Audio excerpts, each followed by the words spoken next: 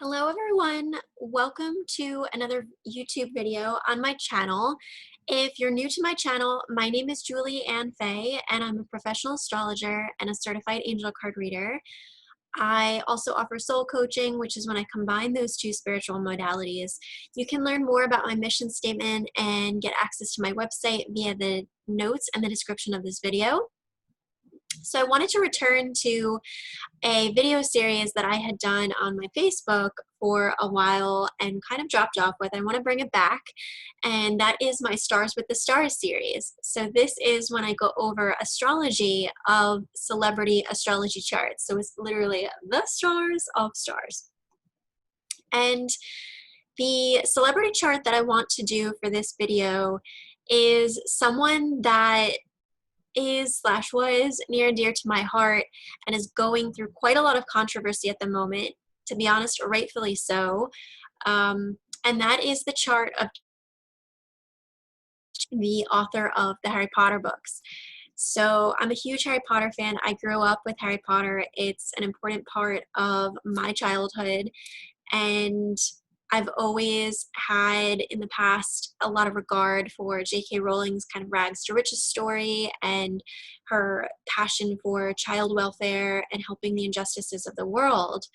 So it's been very upsetting lately that J.K. Rowling has been increasingly starting to reveal a lot of personal fear, and transphobia is the word, towards people of gender and sexual orientation that is not of her own. And she obviously has a lot of misunderstandings about these things and is projecting a lot of her beliefs in a very public platform. She's doing this on Twitter.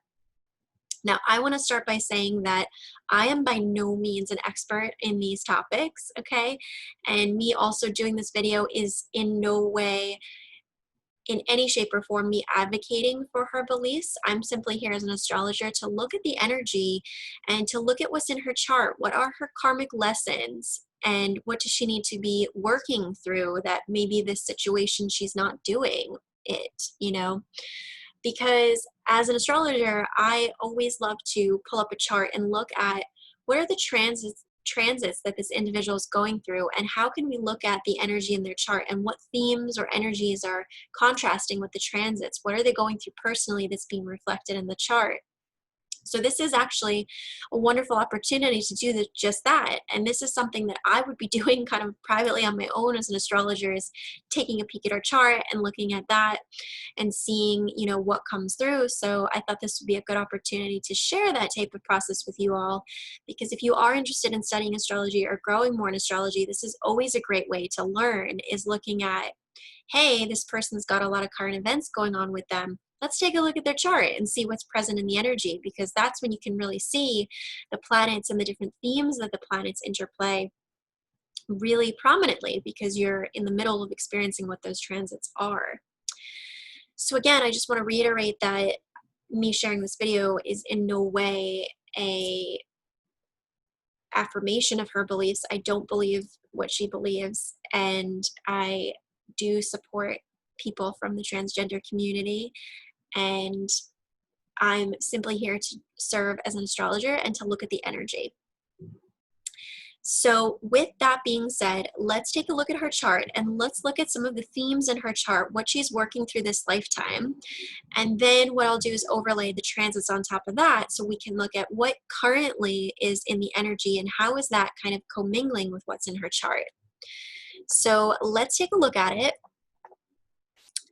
And it's interesting because I had wanted to do J.K. Rowling's chart a few times before.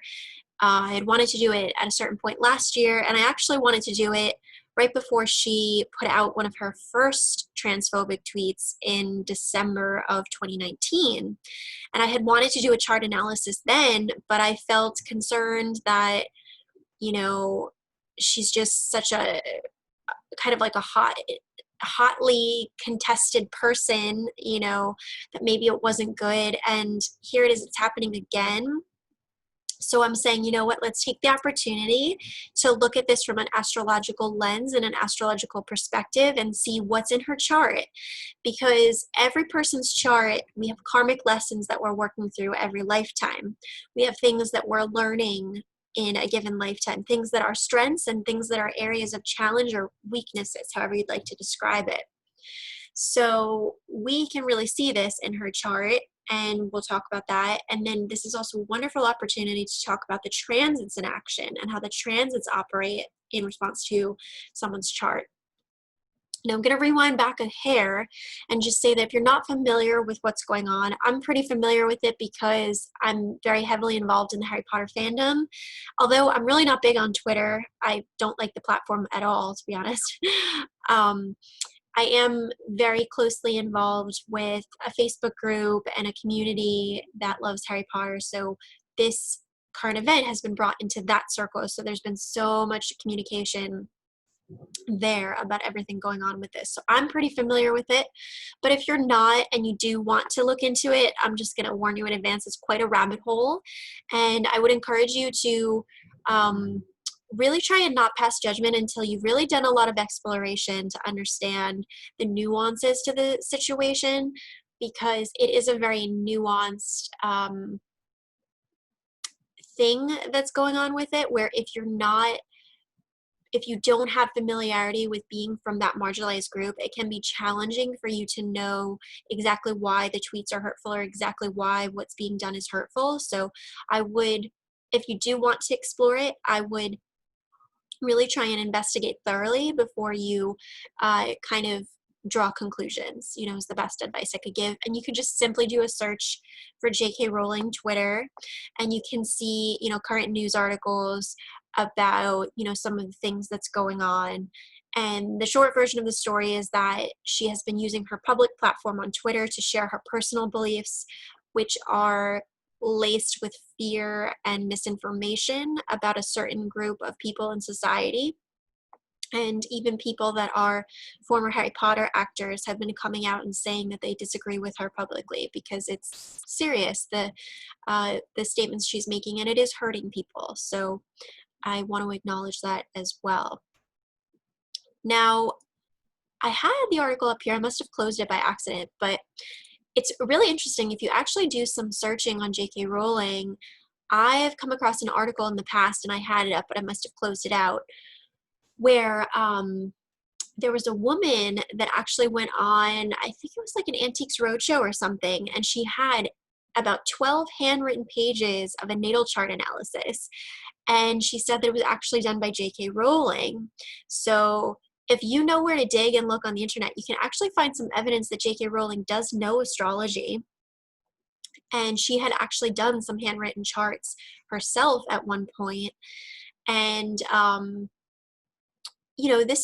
it does make sense. She was born in 1965. So that was a time when astrology was starting to become more mainstream, in the 1960s. It's certainly different now than it was then in terms of how it's presented, but it makes sense that she would have been exposed to it. And being an avid writer and someone who is able to be really detail oriented, she would be able to pick up the necessary skills to be, able to run charts and do analyses quite well. So I always found that really interesting. And if you kind of know how to put the pieces together, you can see more evidence of that. Like, for example, the 4 houses, right? So they would represent the elements of fire, water, earth, and air.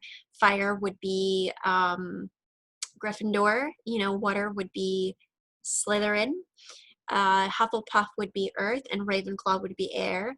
So that's one of the principles of astrology, is the different elements.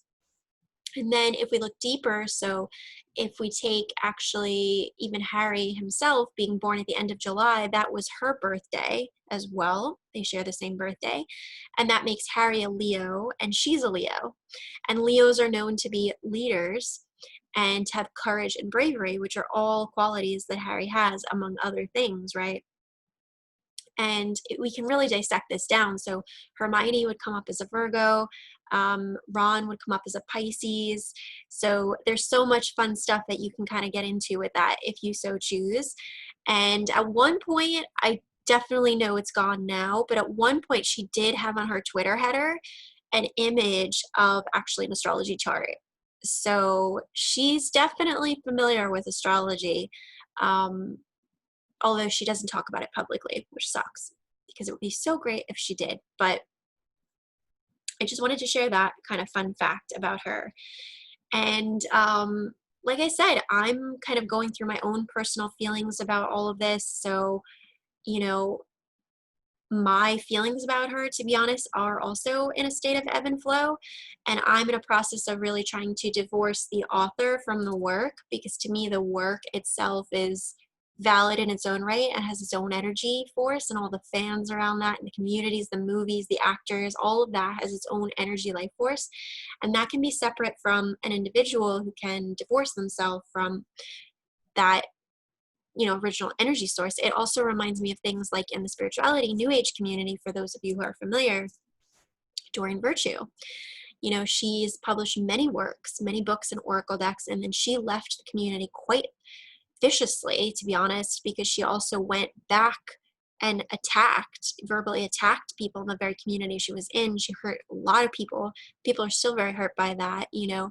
So that's another example where, you know, we have to divorce the author from the works and say that, well, these works were valid in their own right when she was of this way, but then she, you know, had free will and she changed. So I sort of feel that way about J.K. Rowling, that obviously she has her own free will and she's choosing to kind of go a certain direction with her free will. And, you know, that might mean that I don't necessarily, you know, share the same feelings or respect for her as I might have done in the past. But as with everything in life, it's always a to be continued story, and people do evolve. So I do hope that there's space, you know, for her to become more informed and to become more compassionate. And we're going to look at some themes in her chart around compassion and oneness, and how this could be a very tricky thing for her. So without further ado, let's dive into her chart. And I'd love, love, love if we had an accurate birth time. Unfortunately, I do not. So I am using the birth time of 9:12 p.m., which is the birth time that I have from Astro Theme, or 9:10 p.m. It should be pretty much the same ascendant there. But I did do a bit of research, and I did come across another article where some other astrologers had rectified the chart. That's when they go back through very specific life events and they try and kind of rewind, okay, well, this happened, so the transit should have been at this time and that time, and so on and so forth. And they came up with, you know, another birth time with that. I tried to run the chart with that birth time, but it was reported in a different time zone. And it got very tricky because this now, in trying to get the right time zone, it started to impact the date. And it just started to get really messy. So I've decided that I'm going to stick with this birth time, which was reported on this one astrology database site where I do get a lot of chart information from. I am going to go with that birth time, but you know, as is the case when we don't have an accurate birth time or we're not clear on a birth time, we can't speak to the house system with accuracy, and we can't speak to the ascendant, the angles with accuracy, the ascendant, descendant, midheaven, and IC. What we can talk about are the placements of the planets, the degrees and the signs they're in, and the angles they have to each other. So we can do quite a lot. And this is also just, you know, information if you're new to astrology, that this is why it's so, so helpful if you have an accurate birth time, because an astrologer can go much deeper in terms of layers with, you know, that type of information. So I'm actually going to pause here for one quick second.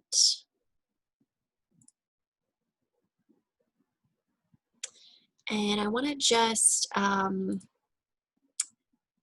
close out this application. Okay. All right, so let's go back here into where we were. And let's look at this. So we can see, and again, I wish I could talk about her ascendant. I personally think that she does kind of have a bit of a rebellious streak. So to be an Aquarius ascendant does actually make sense to me. And then to be Leo descendant would illuminate her personality even more. Also interesting, you know, that Saturn's entering Aquarius. So she was an Aquarius ascendant.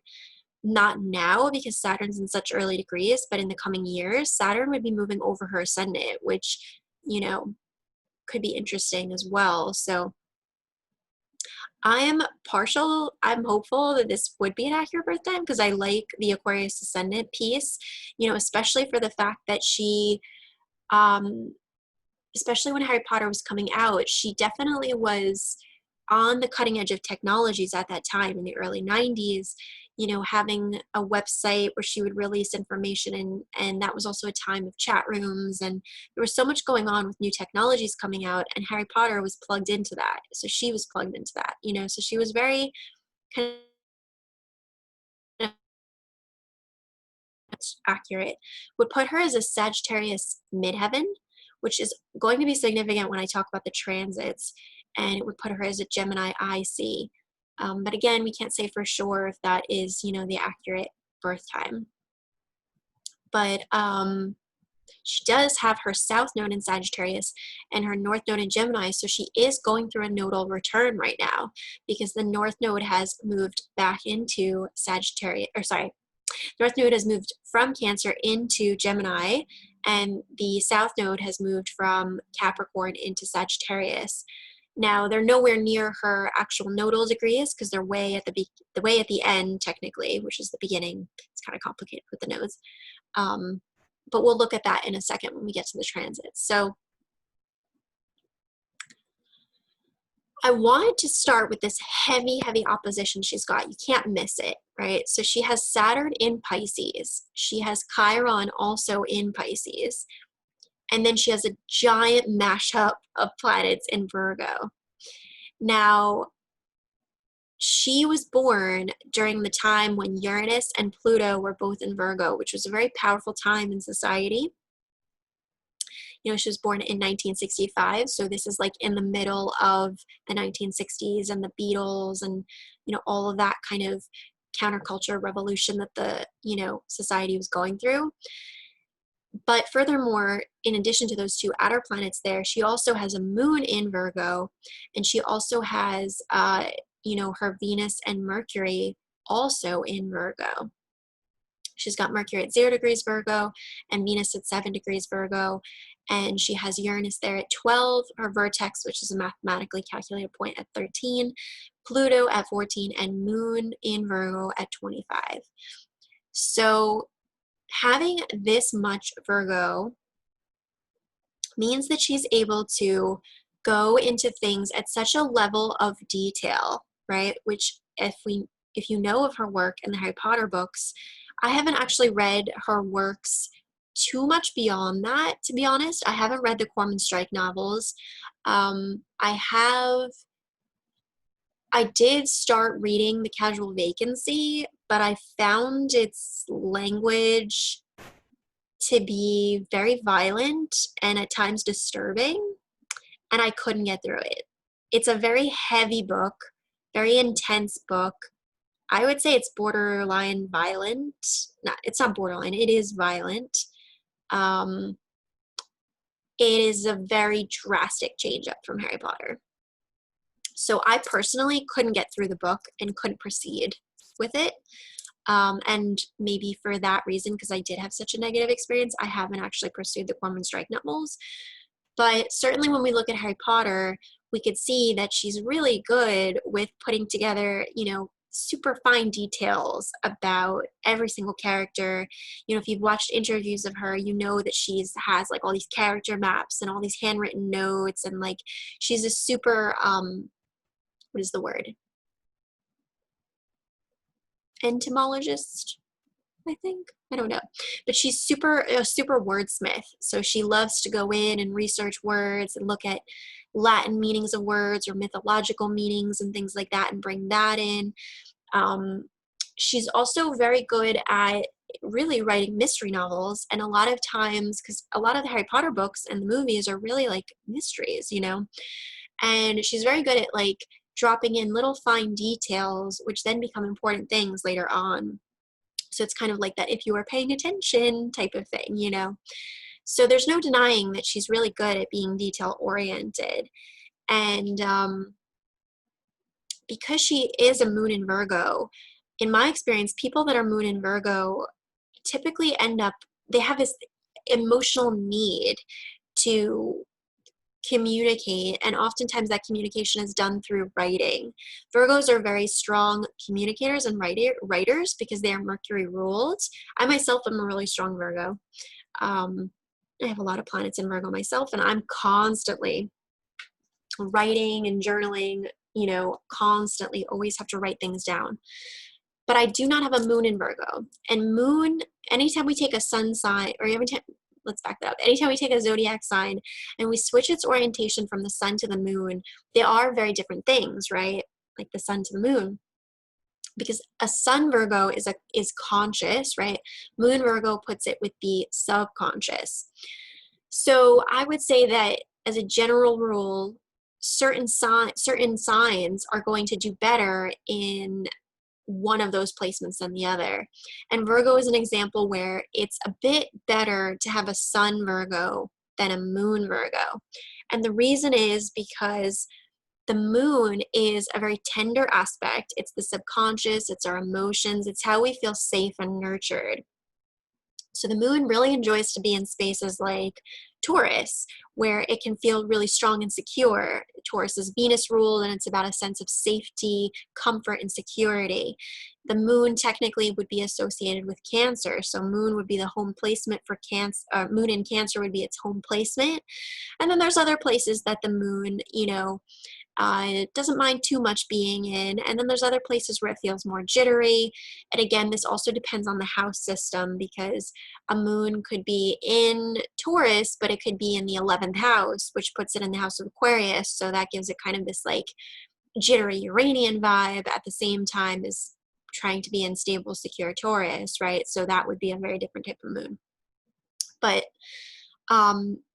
moon in Virgo, so this makes this like emotional desire, this like unsatiable need to communicate.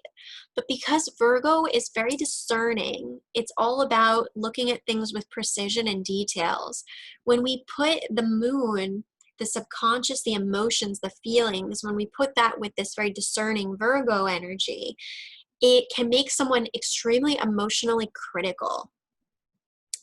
The shadow side of moon Virgo people is that they can be so damn critical, but because it's attached to the moon energy, it brings it a step, 2 or 3 steps deeper, and it's hurtful. It's like hurtful criticism. Like you didn't have to take it that far, push it that far, in a way that would be different than a sun sign Virgo, where a sun sign Virgo could be using the energy of that discernment to be more yang with it, to create things or do, be, or have things more physically in reality. So they are different. So the first thing is that moon Virgo people, they're subconsciously always extremely critical of themselves internally. So, there can be this like constant narrative in themselves of being overly hypercritical of themselves. But then because the moon, is the subconscious things that we don't fully understand, especially if they're subconscious, they can get projected outwards. So these very same people can be extremely critical of other people because they're also internally constantly nitpicking and analyzing and criticizing things of themselves. That's, it's a Virgo thing to be critical, but it takes on a different layer, a different animal, if you will, when it's with the moon side. Now, furthermore, she's got Pluto here at 14 degrees. Now, this is a pretty wide orb for Pluto, but, this is such an important planet, and the moon is such an important, we call it a luminary in astrology, that, we can say that this is a conjunction because the moon we can give almost up to a 10-degree orb, so it would fall within that. Pluto by itself, I wouldn't give that wide of an orb, but certainly if their placement was much tighter, it would be more amplified. But it's still there. It's still in the vicinity. So what is Pluto? Pluto is power and penetration, and it's intense. And having Pluto in Virgo is, intense discernment, intense criticism, intense looking at boundaries. So she's got this, combination of energy here about details and precision and analysis. You know, Pluto can also be associated with research. So she's able to go in and extract those fine details. But it's almost like that Pluto with her moon can take her emotionally so far into that depth, into those layers, that she can really lose herself in the big picture, right?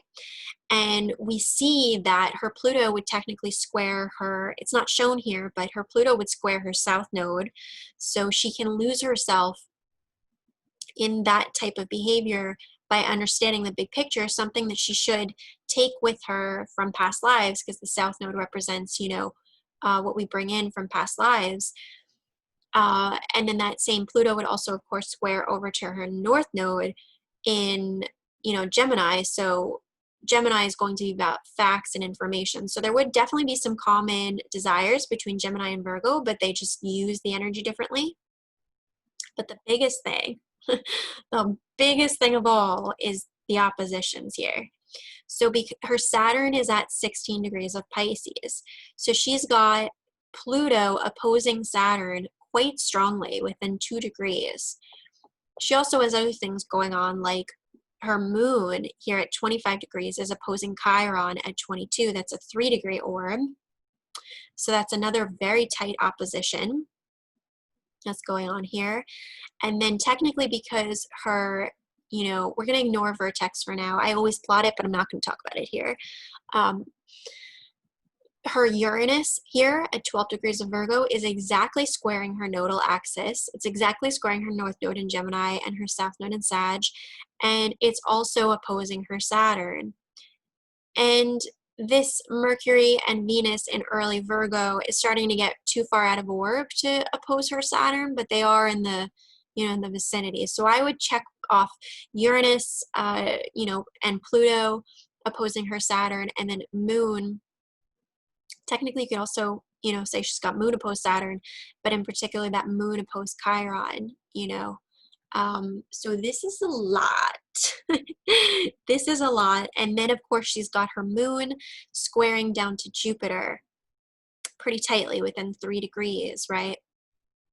So this Jupiter square, anytime that Jupiter is squaring or opposing a planet, or a luminary in this case, it exaggerates and it amplifies things, okay? It also can do that when it's conjuncting it. When it's sextiling or trining it, it tends to be a little bit more supportive and better flowing. But the oppositions and the squares and the conjunctions in particular can really just like amp up the energy, because Jupiter amps up energy. And typically we want more of things, so that's a good thing, but sometimes there's too much of a good thing. So in this case, because she does have North Node in Gemini and Jupiter in Gemini, she does have this ability, this natural expansion when it comes to communication, Gemini's communication, words, that wordsmith quality, also extracting, you know, facts and information. This is something that she learns through this, you know. But because she's got that moon square Jupiter, it's like, you know, and also I should add, where our Jupiter is where we're growing and learning in this lifetime. It doesn't mean that we naturally automatically have that knowledge there. It just means that we expand through that. So in her case, she expands through facts and information, right? And what she's supposed to be moving towards more is facts and information, because she's got that North Node there. She is moving away from opinions and beliefs, which is the South Node in Sag, which is what we are actually going through as a collective right now. So she's actually, through her own chart, mirroring what, you know, the collective is actually going through. In certain ways she is, but not in all ways, but mirroring what the collective is going through with separating opinions and beliefs versus facts. What are the facts about this situation versus what do I think or believe about it that maybe isn't necessarily based on truth? It's just like an opinion I have, you know? So because she does have this moon square Jupiter, it's like her insatiable desire, right? Because the moon is also attachment. So her insatiable desire to get this, to be getting this information, to be doing this research, to be critical, to be creating these boundaries. She's trying to do this in a way to be of service. But because Virgo is about service to humanity and to the world. And if you look closely at a lot of what the controversy is about, she believes that she's trying to help women's rights, but she's having difficulty seeing how her language is hurting people in that process, and that she's further marginalizing already marginalized groups. It's a very complicated thing, and again, I'm not an expert in it, so if you want to learn more about it, I would encourage you to read about it and things like that. But she's going through this very complicated situation of doing this work to try to be of service, to try to satiate this need. And also there's a controlling energy here too. So she's trying to kind of control things in a way, telling herself like, oh yeah, this is of service to humanity. But she is having difficulty seeing that maybe she needs to do some more expansion here about the facts. Maybe she needs to get some more facts, and there's a lot of tension here, because it's like she's kind of caught up in this like very critical energy, but she's having difficulty with, okay, maybe I got to expand into facts. She's having difficulty accessing that right now. And the most prominent thing, of course, about it, though, is that because she was born with Saturn in Pisces, this means that her karmic work, and by the way, she will be coming up on her second Saturn return in a couple years. Right now, Saturn just entered Aquarius. It is going to retrograde back into Capricorn. So I'm telling you guys the transits without overlaying the transits, but I'll show you guys that towards the end. Saturn just entered Aquarius. It will be going back into Capricorn for a short stint. Then it will finally go into Aquarius again, stay in Aquarius for 2.5 to 3 years. Then it will move into Pisces. And when it does move into Pisces, she will be, several years older, and she'll be in her second Saturn return. So she's going to have to confront these things that she's doing now. She's going to have to confront almost like the karmic paycheck, if you will, or like the karmic reality of what that's about. She's kind of like not quite understanding that right now. And I don't know what her first Saturn return was like. I don't actually know the timeline of like how old she was and what were the transits of different things like that, but I'm not talking about that here. But even before it's her Saturn return, we can definitely say that she's got Saturn conjunct Chiron. So this can be definitely wounds when it comes to masculinity or the father, because Saturn is associated with the father. And we do know that she had a very difficult relationship with her father, where she did have to become estranged from him. She's talked about that very minimally, but it is known. And because she does have this wide orb moon opposed Saturn, that's also an indicator that, the emotional removal or separation of the father. So that's something that is present for her. There's wounding here on that. She has a lot of wounds about that. And then also, because Saturn is in Pisces, this means that her karmic work is to understand oneness and compassion, and that we're all connected. And also with that Chiron there in Pisces, it's like, we were going through a collective transit with Chiron and Pisces for a long time. Chiron's been in Aries now, so she also was going through her Chiron return, in the years past. She's out of it now. But this was amplifying, wounds she would have had in this space. And this Chiron and Pisces can be a very challenging energy, because it has great potential for healing, but it also carries this tremendous sense of heavy victimhood and just this heavy victim energy. But it's like there's just tremendous need there to forgive and to transmute the energy and understand about oneness and spirituality and compassion and kind of God consciousness in a way, really. So that Chiron and Pisces can have so much transformative power if it's used properly. But if it's used in a harsh way, it can be internalized as, super like powerlessness and victim energy of like, well, I can't be, do, or have anything that I want, things like that. So she's had to do a lot of work on those themes because she does have Chiron, I couldn't combine the words. She has Saturn conjunct Chiron. So she's had to do a lot of karmic work this lifetime on those very themes of, victimhood and things like that, which we can see with her, success story of overcoming very difficult odds at the beginning of, at the beginning phase of her life. But because she's also got this Saturn in Pisces, it means that wherever we have Saturn in our charts is where we have work to do this lifetime. We have karmic work to do in that spot. It's often a very like, don't push me there, or like, don't poke me there, because like I feel very anxious and irritated about that specific thing.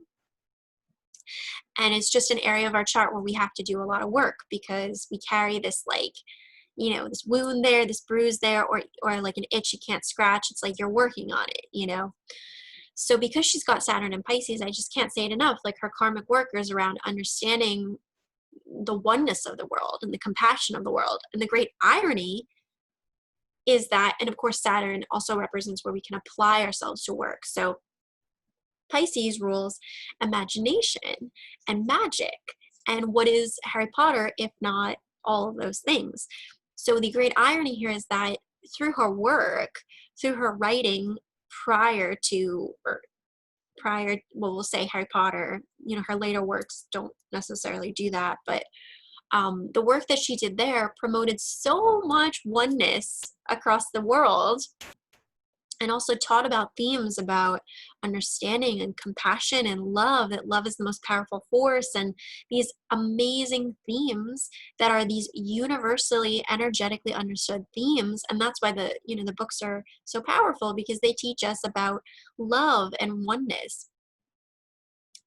But the greatest irony is that it's almost like she can't understand or access this very thing that she offered. She needs to also provide that within herself, and sometimes she can't access that because she's got her Saturn opposing Uranus. So this can be like a fixed, Uranus is associated with fixed energies, and she can be very trying to innovate, her writing or do things in a certain way. She's got that Pluto there opposing Saturn. So whenever Pluto and Saturn come together, it's always really intense. But most, she's also got that moon opposed Saturn. So it's like there's so much energy there in Virgo. And she could get really trapped in her Virgo energy because she has so much Virgo there. So she can get so trapped in like, the fine details and like the very narrow, let's focus on this, like just I'm going to nitpick at this. She can't see that she has to unhinge from that and open up into, okay, what is it about this situation that, I have to be more forgiving about? Forgiveness is a huge thing here. Forgiving herself, forgiving her father, forgiving people that have wounded her, understanding that there's a universal consciousness, a universal oneness, and that when you criticize yourself, when you criticize other people, you're hurting everyone. And that's what she's doing with her behavior, right? She's hurting a lot of people. But it's like, if you look at her tweets, like she can't get it. She doesn't understand how she's hurting people. And I might add, she's also got Uranus in early Taurus squaring her sun. So whenever the transiting Uranus squares someone's sun, it can be rough, especially with Leo and Taurus, because it's like society is not valuing you anymore. You're not the celebrity you once were. So it can be a little bit of like society trying to take you down, Let's actually slap the transits on so we can look at this a little bit more.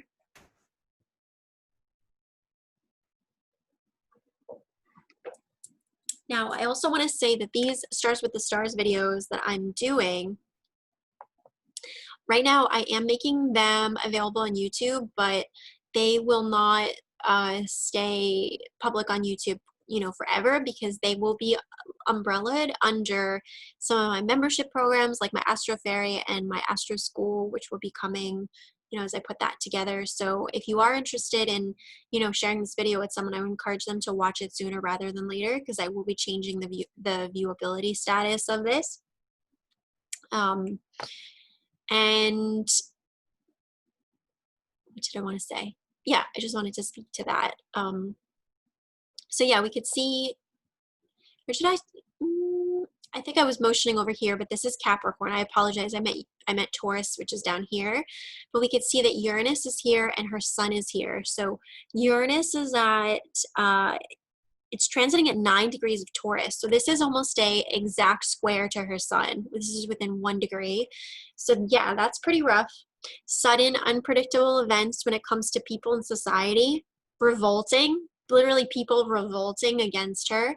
But this is also, they're revolting because it's actually related to values. Taurus is related to values and self-worth. So what's happening is that people are revolting against her because they don't see her worth the same, and this is a result of the choices she's making. So, but nevertheless, this can be quite upsetting and shocking to her, because she might not understand. I don't know if she's looking at her chart or if she has a professional astrologer consultant. I hope she does. But, it might be difficult for her to understand that, people are revolting against her because they're really struggling to uphold her value right now,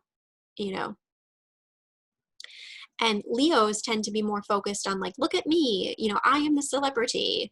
So this can be very, very hurtful for Leos, because it's like all of a sudden you are like on top and you're in the spotlight, and now it's like, well, you're on top, but like everybody's throwing tomatoes at you. It's not the way that Leo would prefer to look, Now, she does have Neptune and Scorpio, which does trine over to her Saturn. So this again supports this ability to do work, to tap in, to do work in an imaginative format, and to tap into emotions and feelings and moods, and this does sextile over to her Uranus, which is supportive, but she's got so many oppositions there to those Virgo planets opposing Saturn, and then also squaring over to Jupiter, that there's a lot of mutability here. So although she can be tapping into at certain times, she can be tapping into this, intuition with Neptune and Scorpio here, this deep intuition. There's also a lot about her energy, which is shifting and changing all the time. So she's changing her mind, she can be a little all over the place. And certainly because we have so much transiting through Gemini, we're in a Venus retrograde in Gemini, the sun's in Gemini, the North Node moved into Gemini. This is where her Jupiter is. So this is an expansion of Gemini energy, which is about communication and like talking a mile a minute and all these things. So she's been very chatty lately, right? And then Venus in retrograde over this part of her chart is just like, relationships with other people. But this is also, the restructuring or the revisiting of like how those relationships are done. So people are unhappy with her. They don't want to have a relationship with her anymore because they feel like, whether I say they feel or I say emphatically, it doesn't really, I'm not gonna like get into, I'm gonna try and like remove my beliefs from this, but I also did say what my beliefs were at the beginning, that I don't agree with everything she's doing. But needless to say, Venus rules values. So it's like, yeah, this is like, people disagree with her values now. And all of this is being amplified because she has Jupiter there in Gemini too. So that's like amplifying all of this, like communication, need for facts. And she thinks that she's reporting facts, but she's really not. And she can't see that, Chiron in Pisces squaring over to her Jupiter. This is like a wound, so she just sees like, okay, I'm being victimized here. She doesn't see that maybe there's some truth in, hey, maybe I got to get my facts straight, But for me, certainly the facts versus opinions is a huge part of this. But for me also, so she's kind of, she's kind of getting trapped in her south node right now, which is weird because she's having a nodal return. So that should really amplify her north node, which is about friendships and fact seeking and networking and, you know, finding information, having an open mind, being curious. She's been anything but curious. She's, you know, saying like, oh, I've done all this research and I've done all these things. But then when people try to present new information, it's like, well, you know, no, I've got it kind of thing. But for me, the biggest thing about this is really the opposition of Saturn to all these Virgo planets. It's just the karmic work here is about oneness, compassion, and love, and understanding that we're all connected. So, you know, regardless of what you're talking about, when you do something that negatively hurts, or there might even also just be this sense of like, you know, this lack of empathy. I think that's also what's hurting people the most, is that for what, well, we know what the reason is, we could see it in the chart, but it's difficult for her to not only forgive herself and to forgive people that have hurt her, but she's also got this like internal system of extreme criticism and trying to kind of keep things under control. And the way that she kind of transforms karmically is by opening herself up to letting go and forgiveness, and understanding that holding on to these, also with Pluto here, to these deep, dark criticisms isn't helping the collective energy. You know, it's great for doing research and putting together really, you know, gathering all these pieces of information and all these fine tuning of facts. And how amazing could these, you know, could this opposition be used when it's applied correctly, which is like, let's gather all these fine details in a very deep, intense way, and I'm going to feel really emotionally connected to it. And then let's put it to work in a beautiful, imaginative, loving format. So she has this ability to manage like these opposing forces and apply it for pure, amazing, amazingness, right? And Harry Potter is like a product of that, balancing the Virgo Pisces axis, which is about healing of the physical body, healing of the emotional body, service to humanity through the physical reality and the non-physical reality. There's so much there in Virgo and Pisces, right? And Virgo and Pisces, when they're put together, it's magic, right? So she definitely has this ability to like balance these opposing energies, but it is a lot of work because there's a lot of Virgo and very little Pisces, and the Pisces is in Saturn and Chiron, which are wounded. You got to do the work in it, so it's challenging for her. When she's able, though, to apply those opposing forces and balance those energies, wow, it's so powerful, right? But when she's not, it's so damaging because it puts her into this tailspin of like super, like, I can't see anything beyond like these super details, and, you know, feeling so hypercritical, and then it gets all mashed up here with squaring over her Jupiter. So that's like, you know, this expansion around like, oh yeah, I got facts, and but it's like, do you really, like, are, you know, is this serving people or is this hurting people? You know, so there's confusion here, and there's a lot of confusion. And then of course Mars moving through Pisces is pushing on her Chiron, so this is amplifying this sense of woundedness. And then we have Neptune, which has been a long-standing transit through Pisces. She's got a Neptune Saturn, so Neptune's coming through like, hello woman, like, you gotta, you know, you gotta do some work here on opening up to compassion and oneness. So this Neptune coming through is trying to soften these energies and support them, you know. But so also Neptune is like it's like an illusion, so we can't see it. So it could also be that she's also feeling disillusioned about her. Again, this is subconscious though. She's feeling disillusioned about what her karmic work actually is. So she might, there's part of her that might understand that she has to be more forgiving and let go and bring in more compassion and oneness, but she's like consciously not aware of that right now, you know.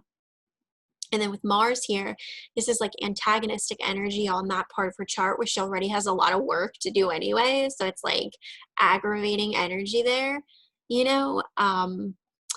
So there's a lot here. And certainly the Sun square Uranus by itself would be a lot. But then we've got, you know, the Venus retro over this part of her chart where she has a lot of expansive energy. We've got the Mars there over, you know, her Saturn and Chiron, which is intense. And we really don't have much going on in, you know, in Virgo right now. But because Mars is there in Pisces, that's, you know, opposing, you know, some of her personal planets. It's probably starting to oppose her moon. Let's look at that. Her Mars is transiting at 21 degrees of Pisces and her moon is at 25. So she's got Mars opposing her moon right now too, which is like amplifying this. And we're going to be entering, you know, well, I'm not going to go into that because I'll go on a whole nother tangent with that.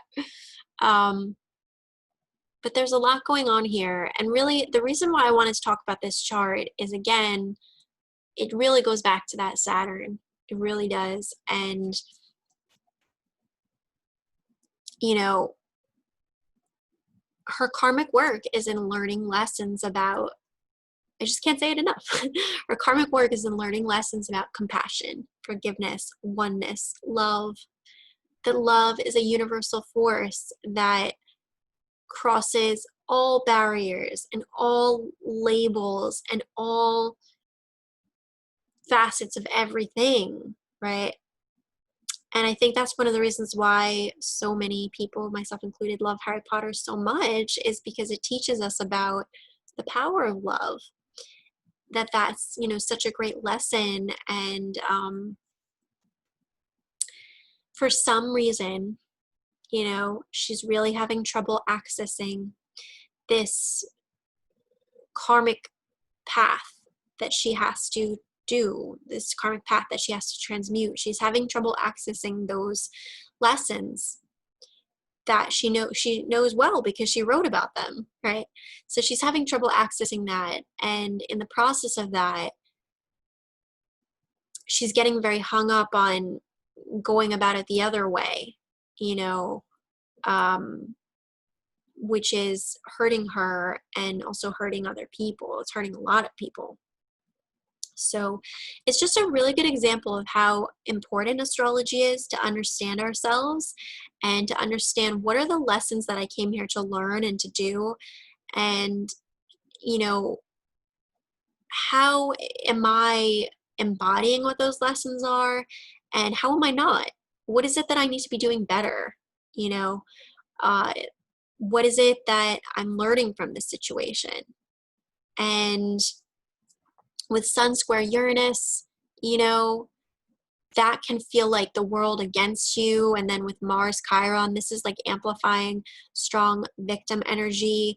And I know that she did, you know, in the thing that she wrote, she did come out with, you know, some kind of private, more secretive information about traumatic things she's gone through. And I totally understand that. And I have compassion for that piece of it, you know. So when I look at it as a light worker, I see someone who's very hurt and has a lot of unhealed trauma, and they need to work on a lot of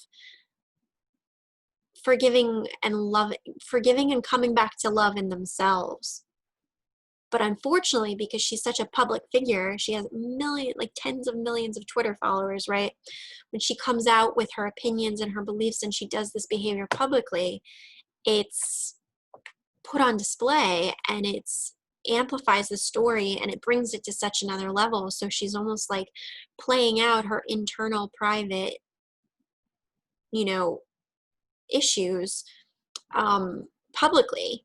And that's not the way it should be done, right? It should be more so like, okay, I recognize that I have work to do here. So before I can show up in society, and this is the lesson, right? This is also another lesson here, is that she really just wants to be of service with all this Virgo energy. But a more evolved Virgo knows, I can't be of service to others unless I've also confronted the healing work I have to do within and of myself. And she has a lot there that has to be healed, a lot that has to be forgiven. It almost makes me emotional because it's like, you know, hurt people hurt people. And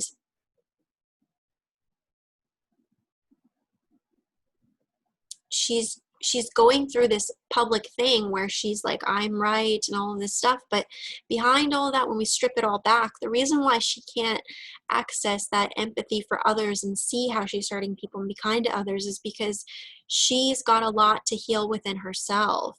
So, you know, she needs to unplug from that behavior, and she needs to really look within about, how do I heal? And I'm sure her upcoming second Saturn return is going to force her to do that, but she's still a couple years out from it. It'd be so great if she could look ahead and be like, yeah, I got to do this. But that's, you know, that's our karmic work, is understanding, like, as I heal myself, I also heal the world. And as I forgive and let go, which are Piscean themes, as I forgive and as I let go, I also am doing service, because Pisces is also about service. It's just service from the opposite side, you know? And I think that there's just a lot of confusion. She's very confused. Other people are confused. You know, there's a lot of confusion here because we do have Mars in Pisces. Mars conjunct Neptune in Pisces is like super duper confusing. Then we've got Neptune squaring over to Venus. It's a very confusing time. It's a very messy time in general in society, right? There's so much going on. But it's not the time, on top of all of that, to be trying to like heal your more internal issues publicly, right? So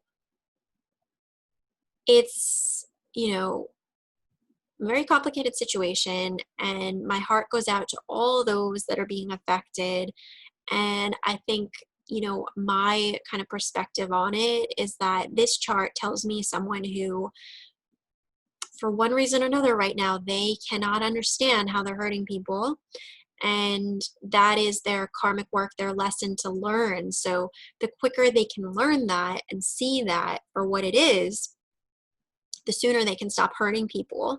And part of what the recipe is to stop that vicious cycle is to actually work on forgiving and loving themselves, is to take that, unplug from that need to be so critical of other people, and to say, okay, like, you know, there's unhealed parts of me that need love and forgiveness and letting go. And once I do some work on that, then I can kind of, you know, show up back in the world, and I can be more of a healer to people. I can be more loving to people. And we know that she can be that because she was able to provide that to many people for a long time. She's not doing that right now. But my hope is that she can get back there. But she's got some work to do. She has some issues to look at and to heal, you know. And unfortunately, it's just all being done on a very public display, and in the process of her trying to heal her unresolved traumas publicly, it's also hurting other people. So it's a classic example of how you also have to take care of yourself before you can take care of other people. Because in, you know, if you approach trying to heal people and protect or be a service to people from super fragmented, unhealed energy, you're only going to bring that energy into the space. And that's exactly what's going on here. So I'm going to stop this video before I keep going on a long rant about this. But I'm sending you all so much love and light, and I hope that this Stars with the Stars was of service to you to understand some themes in astrology, especially about Virgo and Pisces, and in particular, it's a great example of oppositions and transits. There's so much here really that we can learn. So that was my intention with doing this video, is to really just kind of showcase our chart and talk about current themes, and really this concept of like a karmic path and what is the karmic lesson here. So I'm sending you all so much love and light and fairy kisses, and I hope you have a good day / night wherever you are. Much love.